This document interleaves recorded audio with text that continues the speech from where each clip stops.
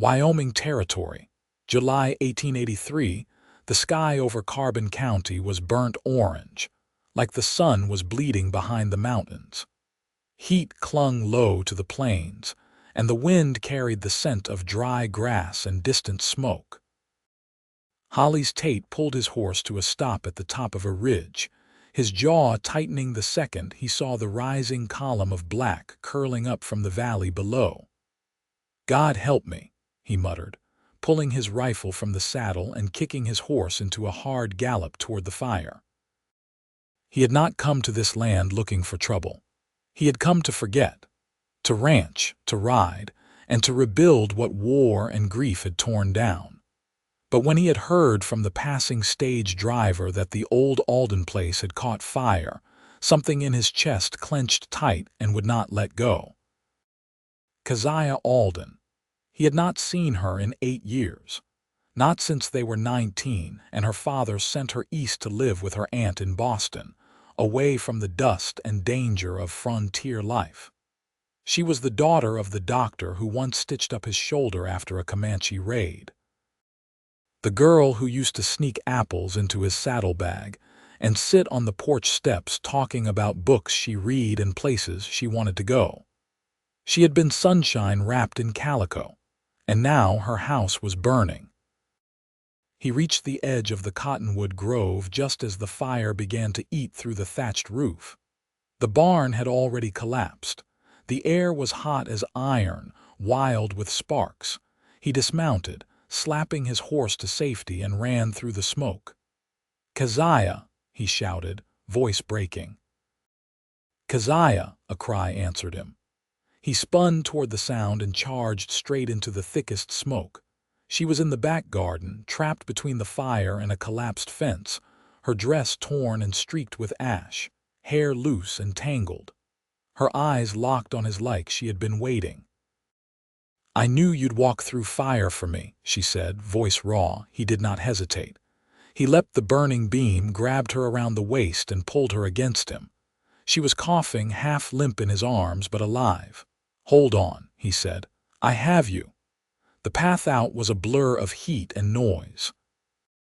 The flames were closer now, roaring like freight trains. Hollis shielded her with his body, teeth clenched against the searing heat.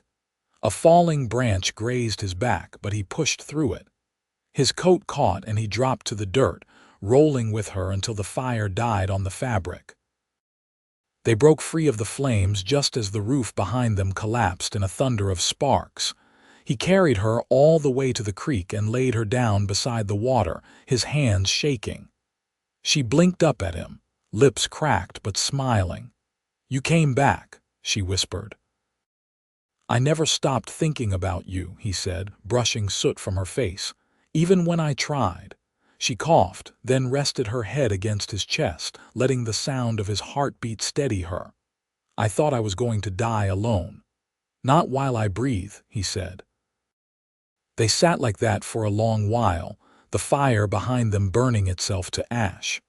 When she could speak again, she told him what happened. She had returned 2 years ago to care for her father's land after he passed, determined to make something of it. She had lived alone, hard but proud. This morning, a lightning strike hit the barn, and within minutes the whole property was in flames. "No one came?" he asked. "No one else close enough," she said, "but I had a feeling in my bones that if it ever came to the worst, you'd come." He swallowed thickly, brushing her hair off her forehead. "You were always the only thing I wanted to save." Keziah looked up at him again, eyes soft but fierce. "I am not broken, Hollis. I have known loss. But I am not some porcelain thing." "I know," he said. "You were always the strongest person I knew." She reached for his hand, lacing her fingers through his. "Then do not let go now." "I will not," he said. "Never again." They stayed by the creek through the night. He built a small fire, wrapped her in his coat, and sat close. She leaned into him, her head resting against his shoulder, their fingers still entwined. The wind shifted, and the scent of smoke began to fade. In the silence, he felt the years between them fall away. All the could-have-beens melted into the now. The girl he had loved had become a woman of fire and grit, and the boy she remembered had become a man who would walk through hell to find her, and he had. "I do not want to lose you again," she said quietly. "You will not," he promised. She looked at him, her face lit by the small firelight, and in her eyes he saw no doubt. "I want to stay," she said. "Here with you," he nodded once. "Then stay." They did not kiss that night. They did not need to.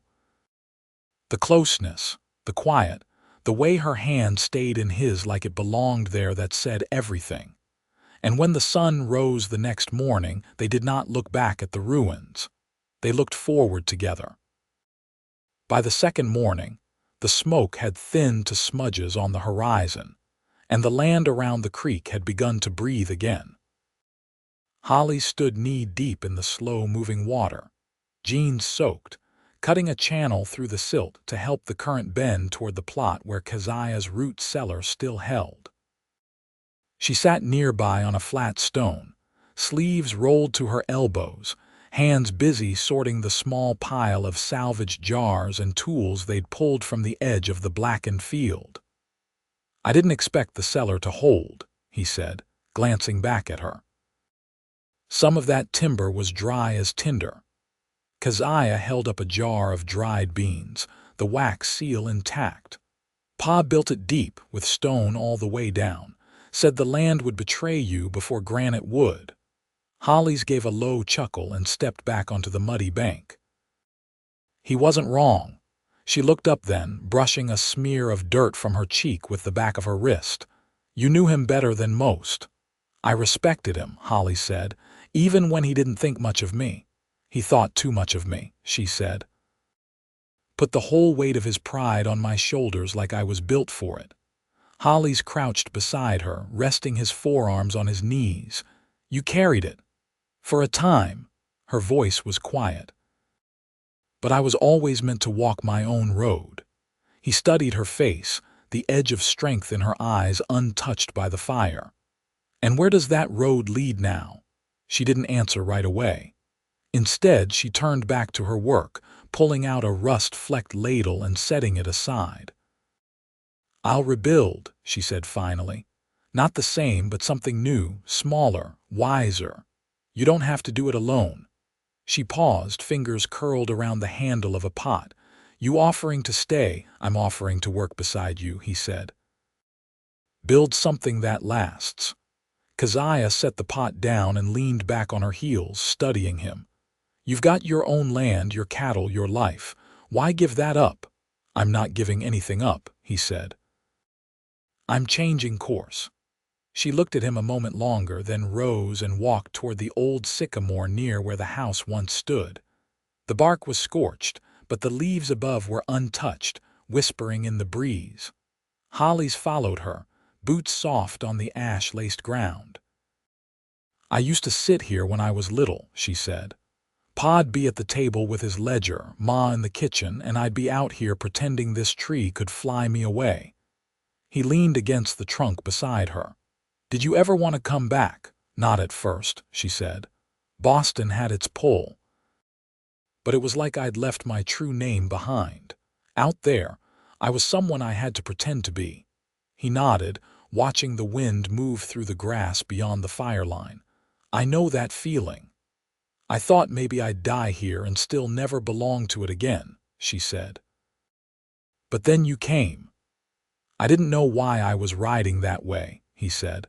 "Not until I saw the smoke." She took a slow step closer, close enough for him to see the faint line of a burn on her forearm. He reached for her hand and she let him take it. "I want to build something with you, Hollis," she said. "Not just walls and roof, a life." "I've got hands," he said, "and hard enough to do it." For the first time since the fire, her expression softened without shadow. She leaned up and kissed his cheek, quiet, steady, certain. "I'll hold you to that," she said. "You won't need to," he replied. They walked back toward the creek together, her hand still in his. And though the ground they stepped on was scorched and broken, it felt like the first firm earth either of them had stood on in years. By the 6th day, The land had gone quiet in that particular way it does after fire, stillness not of peace, but of waiting. Pale shoots nudged through blackened soil near the creek, and the smell of char had begun to lift, replaced by the faint sweetness of sage crushed underfoot. Hollis drove the last of the salvaged nails into the beam of the lean-to he'd raised beside the root cellar, wiping sweat from his brow with the back of his wrist. His shirt clung to him, dusty and damp. Nearby, Keziah stood barefoot in the shallow shade of the cottonwoods, pinning damp linens to a rope they'd strung between trunks still sturdy enough to bear weight. "You always this patient with building?" she asked, glancing over her shoulder at the half-framed shelter. He stepped down from the log he'd been using as a brace. "No, but I've always been careful with what matters." She nodded once and turned back to her work, hanging the last cloth with a wooden pin. "You're not the man I expected to ride out of that smoke," she said after a moment. "You were always the one chasing the horizon." He picked up a length of rope and coiled it slow. "Maybe I stopped chasing because I finally saw something worth standing still for."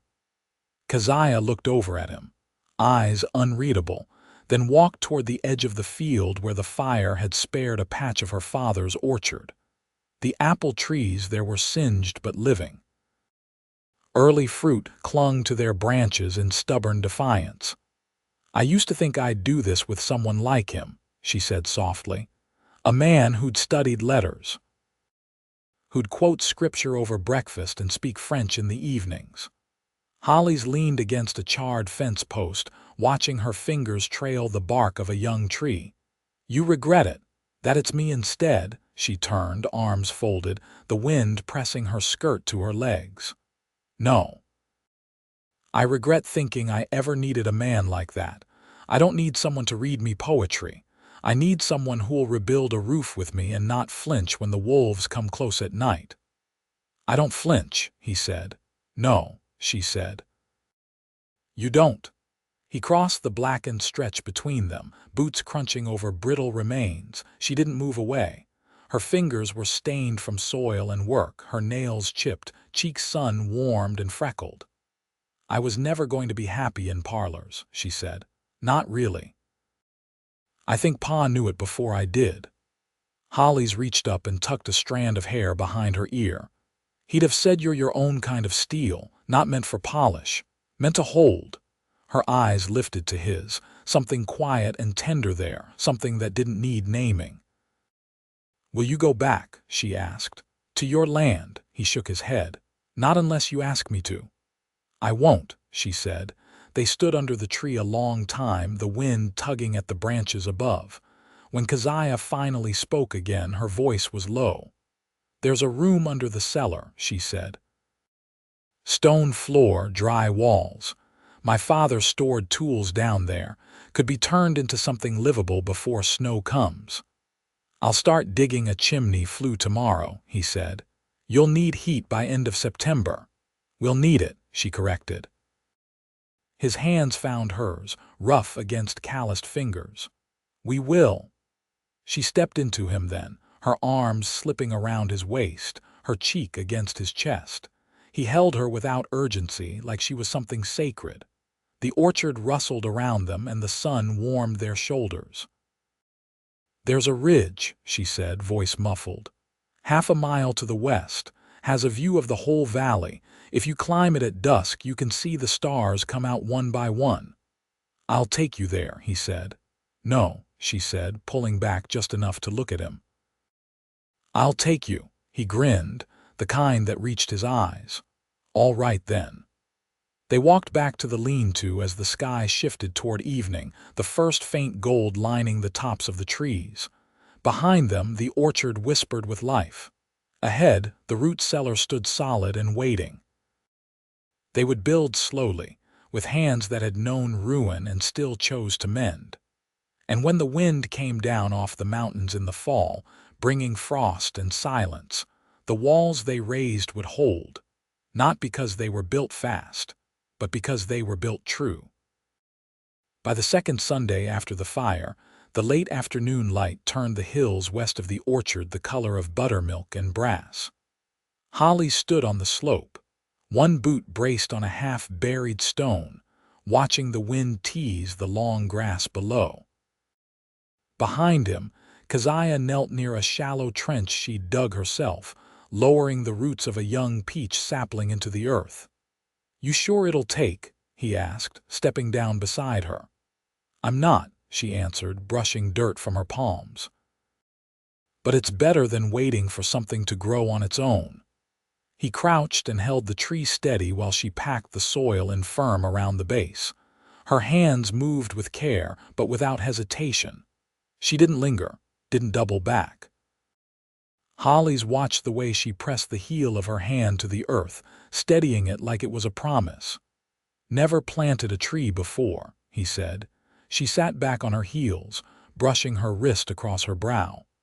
"Pa said it was an act of faith. Took him 5 tries to get these to bear. We'll be here long enough to see them fruit." She met his gaze, something unspoken passing between them. Then she nodded once. "I think we will." They walked back toward the root cellar in silence, not from weariness but from comfort.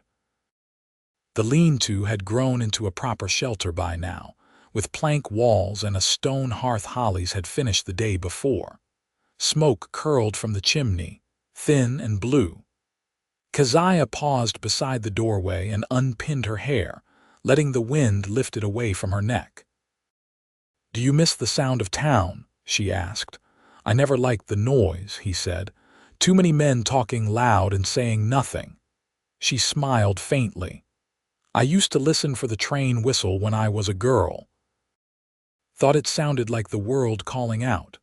What's it sound like now? Like something passing me by," she said. "And I don't mind."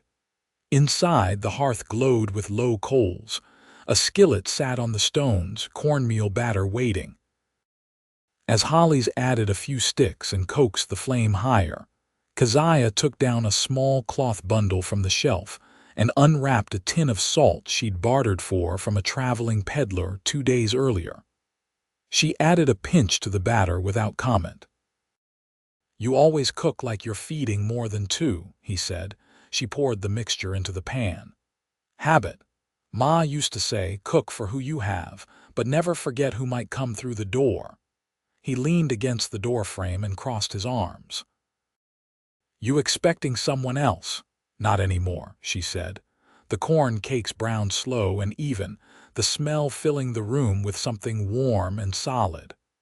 Hollis set plates on the table, mismatched enamel and tin. Keziah served without ceremony, sitting across from him and breaking her piece in 2 before taking a bite. "I've been thinking," she said after a while, "about what keeps a person." He looked up from his plate. "What do you mean?" "Most folks run," she said. "When things burn. When the land gets hard. When the quiet stretches too long." "I don't run," he said. "No," she said. "You don't. That's why I can breathe again." He reached across the table and laid his hand over hers. She didn't pull away. Her fingers curled into his, slow and sure. After supper, they walked the ridge she'd spoken of. The climb was steep in places, but she led with purpose, and he followed without question. When they reached the crest, the sky had already faded into a deep lavender and the first stars blinked into view above the low mountains. "I used to come here when I was 16, she said. "After Ma died. I'd bring a blanket and sit up here until the cold chased me home." He didn't speak. He knew the weight of grief that came in the quiet. "I asked God a lot of questions up here," she continued.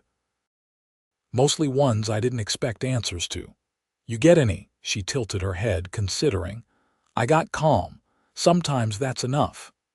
They sat together, knees touching, the grass whispering around them.